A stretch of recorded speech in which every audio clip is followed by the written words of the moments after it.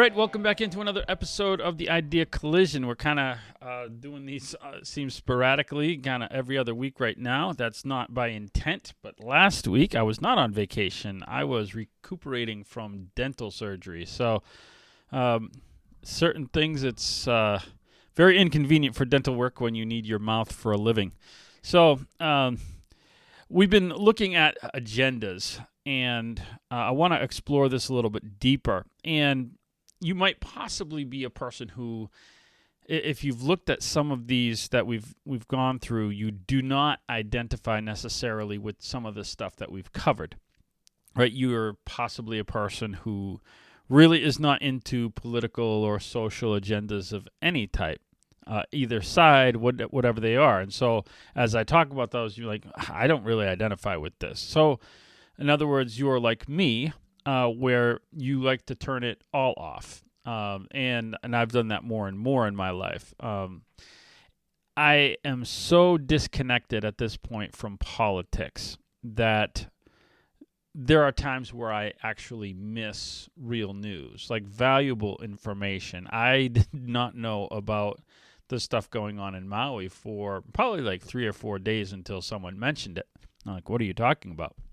I just wasn't aware because I avoid news like the plague because I understand that so much of it is filled with agenda of one. It doesn't make a difference which side. Everybody has this political agenda. Everybody is so hyper focused on one side or the other thing that I'd rather not hear. I'd not rather have to sift through the bad to get to the good. So I do miss worthwhile information. So if you're like that, right, these are meant to offer a benefit, these sessions, these episodes that I do. And so I don't want to miss people that don't identify with those things that we've talked about. And there are still agendas, as we talk about agenda, there are still agendas that are dangerous that aren't necessarily in the realm of things that are controversial. In fact, sometimes these might be more dangerous because a lot of the things that the world throws at you, when I say the world, that's a kind of a religious terminology, but a lot of times the secular world throws these things at you. There's so much in your face. It kind of takes you back, and a lot of people recognize that for what it is. Not everybody, and not even all religious people. Just some people really don't like it. Some people just want a candy bar with no politics, or whatever. So I want to address some agendas that are maybe fly under the radar. And they can be productive, and they can be dangerous at the same time. They may offer you a benefit of a certain type. And so in that way, and we'll look at these. In fact, why don't we do that first? Why don't we introduce these agendas? And we're going to find the usual suspects that have been around for a long time before politics was on everybody's mind. And these are, I group these into 4 categories. And so the lowest form, so I'll just kind of mention them, and then we'll go through them, and then we'll talk about really some of the universal dangers. The lowest form is things that surround entertainment, right? Entertainment's not bad in and of itself, but it could be anything from gaming to reading, movies, culture, food, whatever it is. But it's entertainment. It's me-based stuff, and pretty superficial. Next up would be like personal productivity kind of things, where you would see like education is a personal productivity, or it could be things you're involved in doing or making. It could be anything as low as a hobby to crafting, things that you do outside of work, but improvement of some type, personal or whatever. It's productive. Or you might be into your health, right? Exercising, that has certainly more benefit than sitting around playing video games. And people view it as such. So then we would have the third category, and this would be things that kind of surround our topic of prosperity. So obviously, and education can kind of cross over into this because a lot of your education is based on getting ahead in life and all that. But just some people just like education. Some people just like to learn. They're studiers, and so there's money, property, success, those types of things. Those are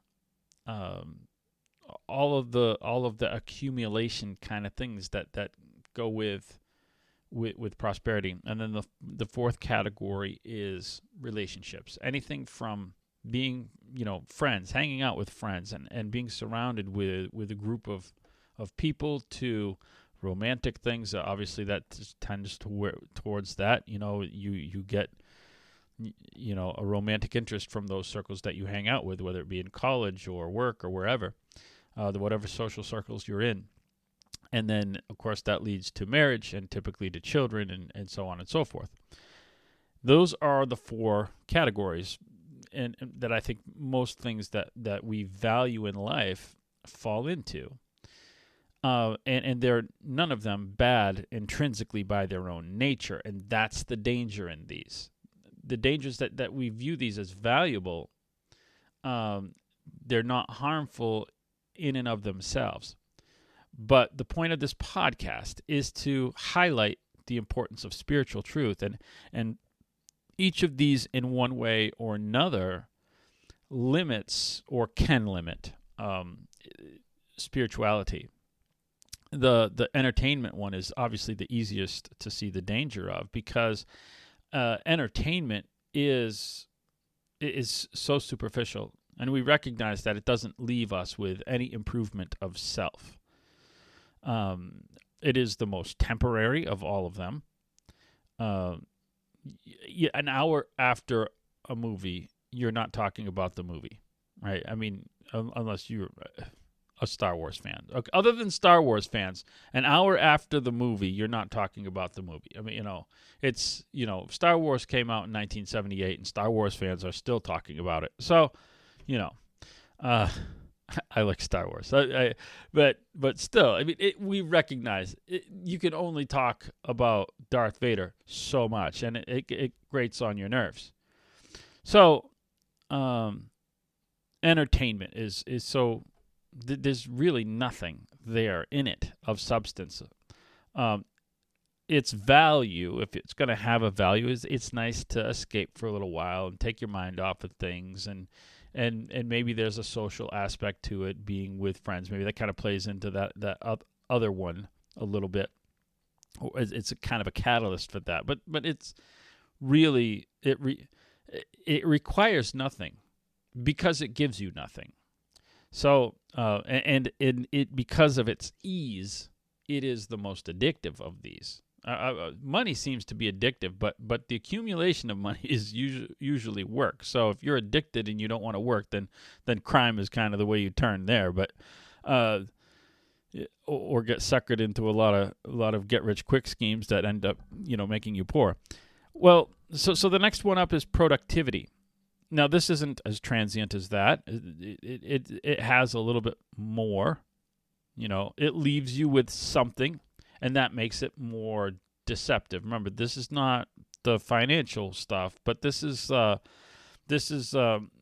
I make something with my hands for my own benefit or for the benefit of somebody else. I want to give a gift. I want to make something. I want to improve something, do something, landscaping, whatever it is. It's a thing I want to do and look and say, I've made this, I've done this. Or it can be an education. I've invested something and learned something, and I feel a little bit more, I don't know, higher than just base level human. I'm improving myself, and so I can say, wow, I'm doing it. I'm accomplishing it. Feels like there's going to be something there beyond the 10 minutes or an hour and a half or whatever the thing is that you're doing.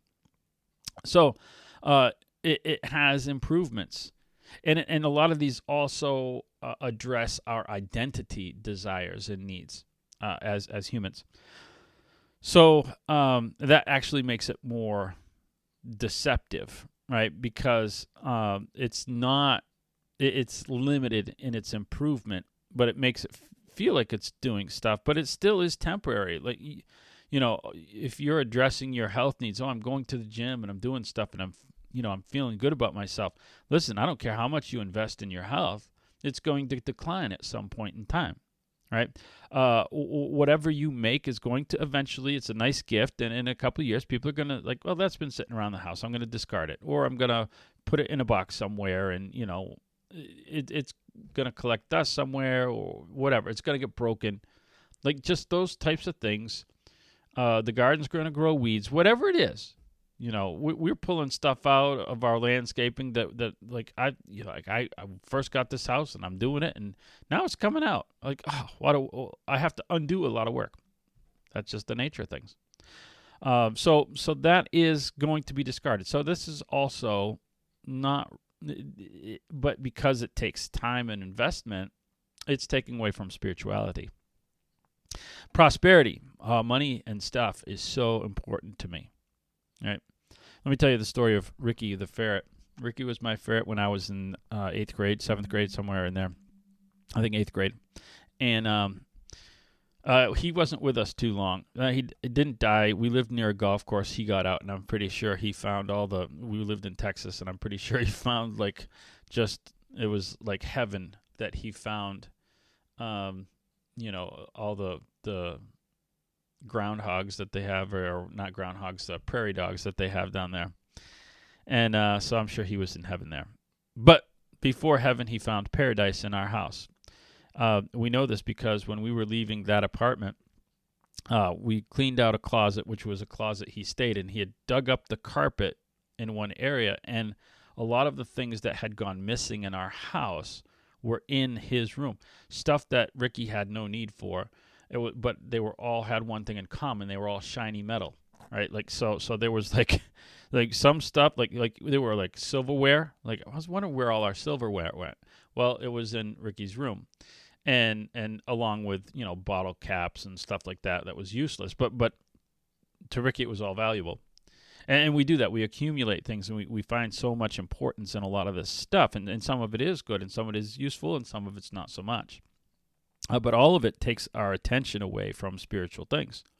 And it convinces us that it is so important because, and it is, again, playing into our feelings of identity and importance because we're being promoted and we're getting positions and advancement and, of course, education, things like that, position, going into this, and wealth, my status, my climbing the social ladder. I'm hanging out in new groups and more important groups and all sorts of things. So it's really feeling worthwhile, and certainly making life less uncomfortable. Seems valuable. There's always the promise of less stress. You have more stuff. You can do more things. There's ease. There's there's enjoyment of life, and these are all quality things.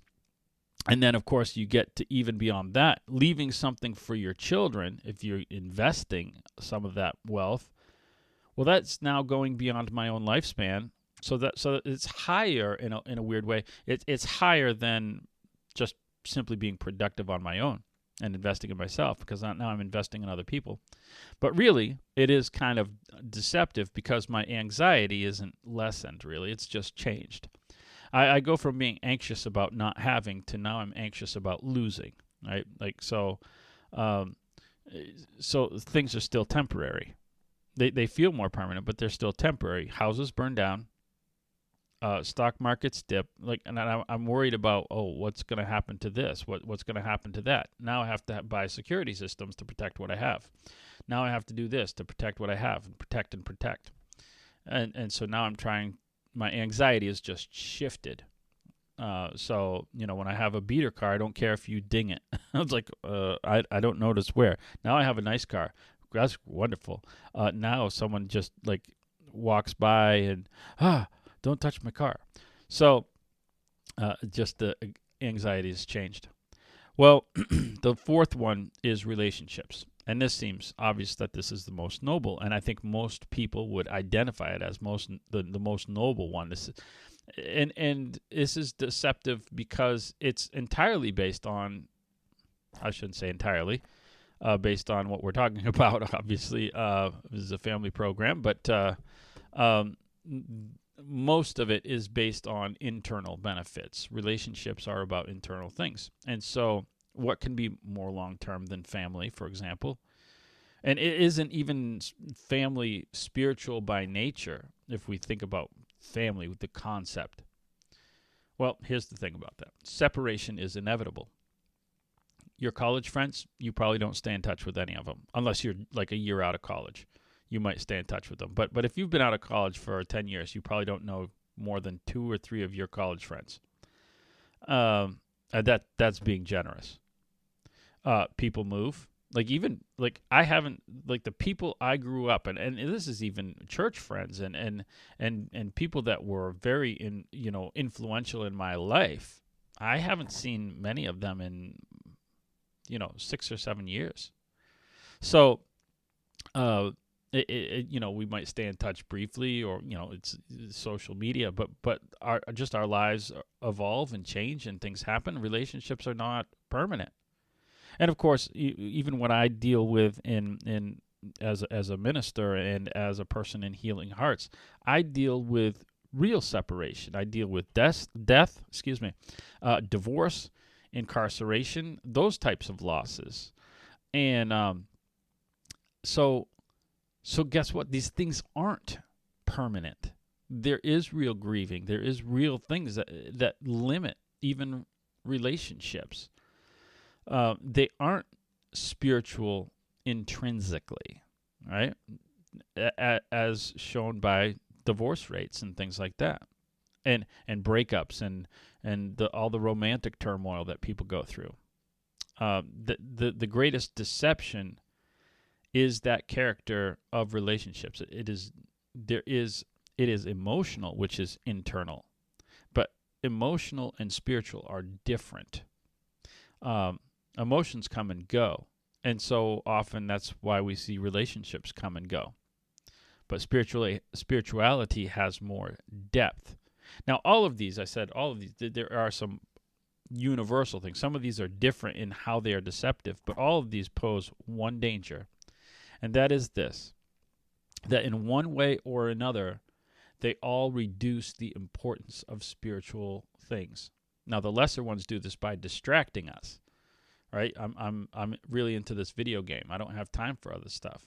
I'm binge watching this program. Like all the entertainment stuff. It distracts me so that I'm not thinking about those other things. But the higher, more nobler ones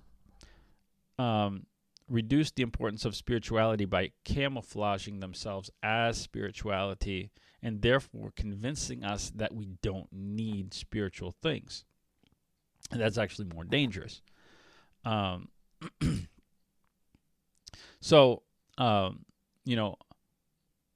why would I do something spiritual if I'm doing something that makes me feel like I'm doing something that has personal fulfillment and deep value, right? There's no need for it. It's just I've got a placebo. Well, the higher on the scale, the more likely these will substitute for spirituality. Now, every society has emphasized these 4 basic things. Every society. And as you see in history, every society falls. Now, here's one oddity. In these 4 categories, I rank them from least noble to most noble. But what I find a little bit funny is that the third one is often prioritized over the highest. The third one being prosperity is often prioritized over relationships. And people would never say that it's more important, but they will prioritize it over it. And people will sacrifice relationships. We talked about this in one of our podcasts. I don't know which one. We went way back and talked about the people that that don't have anybody to leave their wealth to. They've been, or they have at the one child at the most, and they sacrifice what really the depth of having an extended family can do for a person. The more noble things, even though it's emotional, is more noble. They will sacrifice to obtain more stuff. And it's like, what are you leaving it to? Who are you leaving it to? So that is an oddity. We're going to spend some more time talking about prosperity and its role in our society as the United States of America, or the world in general, I suppose, where we're at today. But how can then a society prevent its decline? That's the important question. And that is infusing each one of these categories, not saying, well, I don't want to have relationships. Obviously, that's silly. Or to try to live a life where you never have any entertainment, or to try to live a life where of destitution to make yourself feel spiritual. That's not going to work either. But it is infusing each one of these with spirituality that gives it more value. I'll give you some examples, right? If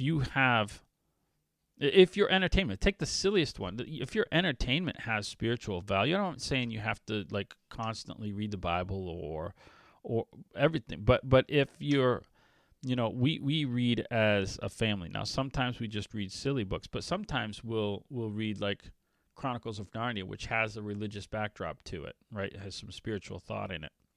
Right? There is actually something to talk about and can converse about of value that is improving self beyond just intellectually or culturally. Things like that. I knew somebody that used video games spiritually, and say, how can you do that? During COVID, he's a youth group leader, and he got I think it's called Twitchy or one of those Twitch. I'm not sure.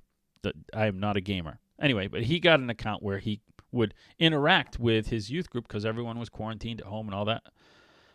And so he stayed in touch through video games and doing this with each person, and still maintained a conversation where, while they're playing video games, he could talk about other deeper things and personal things. And I'm not saying this is exclusively the reason, but that is the only church that I know of that grew during and immediately after COVID was over. It's the only one. Ours didn't. It was used, and so there was something of lasting value there. But spiritual pursuits in your family, doing things that are activities that are not just personal improvements, but are doing things for others that are spiritual things. It actually does make a difference. People want to make a difference. That makes a difference. Whatever pursuit you're thinking of right now, think of a way that it can be leveraged spiritually, and it involves that the financial things, the things you're accumulating, how you can share that with somebody. That makes it worthwhile. So that even if it is temporary, while you had it, you did something of value with it that will produce something long term that lasts after it's gone.